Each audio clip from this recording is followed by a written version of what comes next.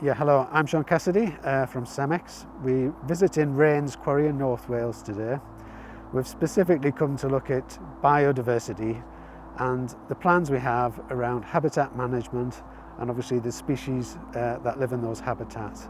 It's an important part of what we do in terms of our sustainability objectives, and hopefully we can show you today the sort of things we've managed to achieve.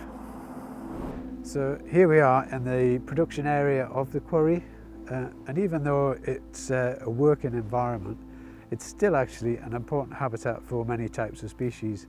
And although the habitats are very temporary in nature, they do have a lot of early pioneer species of plants and wildflowers.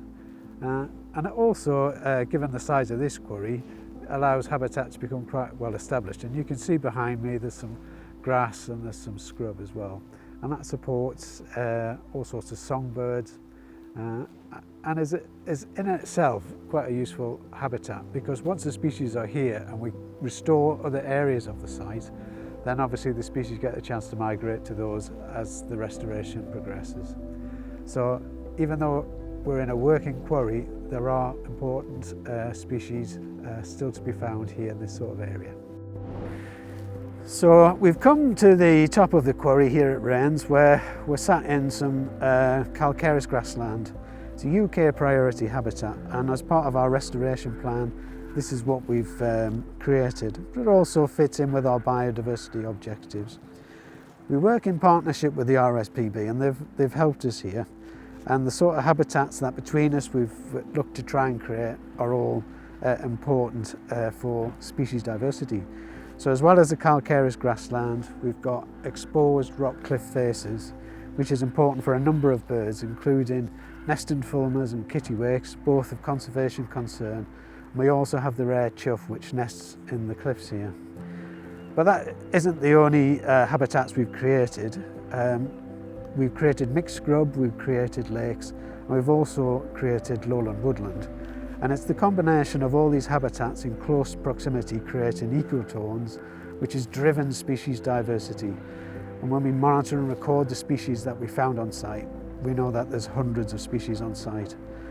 Lots of butterflies, lots of wildflowers. There's 132 species of wildflower on site. So I think that's a testament to the way we manage the biodiversity. You can see the results when you're here, and obviously going forward we've got big plans to restore the quarry, so the objective would be to create more habitat as we start to restore the quarry. We're now in the heart of the quarry, in a restored area. You can see that we've started to see some scrub develop, and that's important because that's a different type of habitat to the grassland we saw earlier on.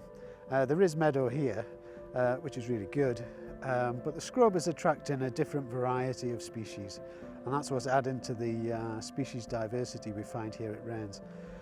The scrub in particular attracts a lot of songbirds, but it also helps support some of the rarer birds we get on site, and of most note is the chough, which we know nests in the spring every year. The grass and the scrub habitat combination, or the ecotone, really helps the species. So this is our last stop today. As you can see, it's a very different type of habitat. This is deciduous woodland. This woodland is quite old because the quarry's been here quite a long time, so it's very well established. And in that time, that's obviously allowed a lot of species to take hold in the woodland.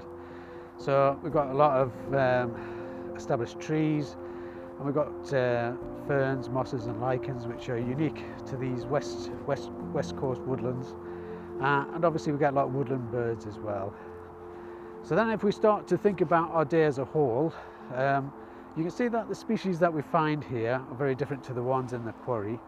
And what you find is you've got a lot of different habitats, whether it's calcareous grassland, scrub or woodland, ponds and lakes. Having them so close together allows the species diversity for the quarry to be much higher than you would expect.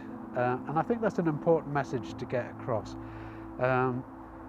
If you think about biodiversity loss, if we continue to restore quarries like this, what we're doing is we're helping to reverse that trend. I think it demonstrates that quarries can help when it comes to improving biodiversity net gain, which is the issue we all face over the next few years. And I think it's not just here. I could demonstrate exactly the same thing to you if I was to visit other sites, not just quarries which are active, but quarries which have been restored as well.